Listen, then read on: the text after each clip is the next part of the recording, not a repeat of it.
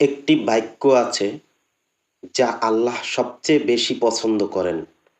সেটি হলো আলহামদুলিল্লাহি রাব্বিল আলামিন। এর অর্থ সমস্ত প্রশংসা আল্লাহর জন্য, যিনি সকল জগতের প্রতিপালক। কখন পড়তে হবে?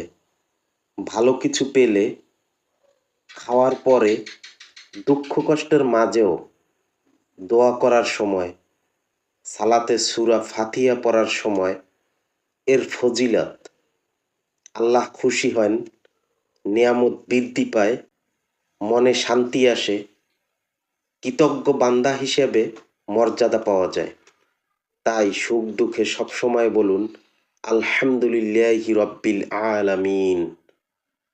আর এ ধরনের ভিডিও শেয়ার করে সকলকে আমল করার সুযোগ করে দিন, তাতেও আপনি সওয়াব পাবেন।